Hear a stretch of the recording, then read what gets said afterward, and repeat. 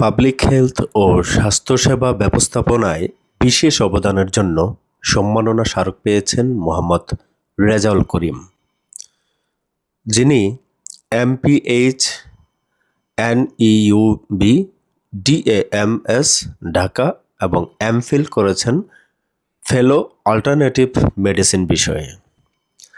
Integrated physician ও জনস্বাস্থ্য বিশেষজ্ঞ, manager admin হিসেবে রয়েছেন সিলেট গ্যাস্ট্রো-লিভার হাসপাতালে এবং ওনার এই বিশেষ অবদানের জন্য পাবলিক হেলথ ও স্বাস্থ্যসেবা ব্যবস্থাপনায় যে বিশেষ অবদান রেখে যাচ্ছেন অনবরত, সেই কারণেই বাংলাদেশ পল্লী চিকিৎসক কল্যাণ সমিতির পক্ষ থেকে একটি সম্মাননা স্মারক পেয়েছেন, যেটি আসলে খুবই আনন্দের এবং ওনার কর্মের দিক দিয়ে একটি সফলতার ইঙ্গিত বয়ে আনে।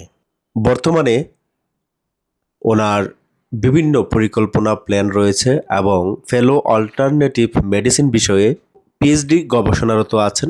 আমরা শুনবো এই সম্মাননা পাবার পর ওনার অনুভূতিটুকু এবং আগামীর পরিকল্পনা কি রয়েছে ওনার। চলে যাচ্ছি মোহাম্মদ রেজাউল করিমের কাছে। ধন্যবাদ টাচ অফ সিলেট। তো টাচ অফ সিলেটকে এরকম একটা আমার গৌরবময় মুহূর্তে আমাকে এরকম একটা মুহূর্ত উপহার দেওয়ার জন্য আমি বিশেষত প্রায় 15 বছর থেকে হেলথ কেয়ার ম্যানেজমেন্টে কাজ করি। আর পাবলিক হেলথের সাথে রিলেটেড। আমি 2020-এ এমপিএইচ করি, যেটা পাবলিক হেলথে মাস্টার্স ছিল। আমার মেজর ছিল রিপ্রোডাক্টিভ এবং চাইল্ড হেলথ। বিশেষ করে আমি এই আমার যে গবেষণার যে এই টপিকটা চয়েস করার কারণ হলো, আমি দেখেছি বাংলাদেশে প্রত্যন্ত অঞ্চলের যে মানুষ এখন পর্যন্ত স্বাস্থ্যসেবার যে তাদের যে অধিকার আছে, সেগুলো এখন পর্যন্ত ওনাদের দুইগোড়ায় পৌঁছায়নি। তো আমার একটা প্ল্যান ছিল, প্রথমবার আমি যখন আগের আমার যে প্রফেশনে ছিলাম, ওখানে আমি দেখছি মানুষ স্বাস্থ্যসেবার যে বিষয়গুলো নিয়ে মানুষ অনেক সাফারিং অবস্থায় ছিলেন। তো এগুলো নিয়ে কিভাবে কাজ করা যায়, কিভাবে ভালো করে আরও একটু নিজেকে স্কিল ডেভেলপমেন্ট করা যায়, এই আলোকে তারপর আমি এমপিএইচ করা, তারপর আমি অল্টারনেটিভ মেডিসিনের উপর আমি ডিএমএস করি।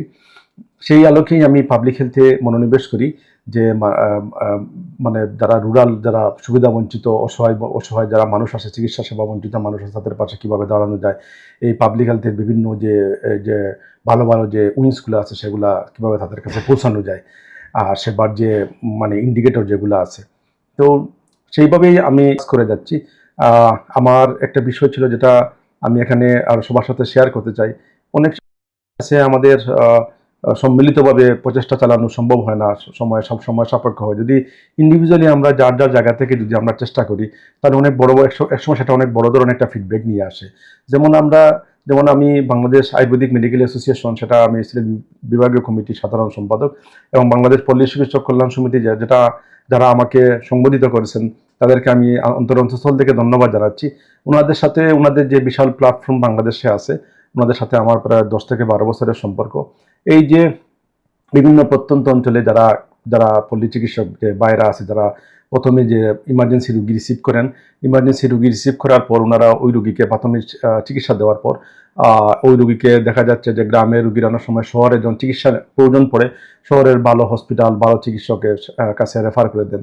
তো সেখানেও আমি কিছু কাজ করছি, যেমন এরকম ওনাদের কীভাবে আর স্কিল ডেভেলপমেন্ট করা যায়, যে আরএমপি যারা ডাক্তার, আরএমপি ভালো মানের একটা কোর্স তৈরি করে কিভাবে করা যায়।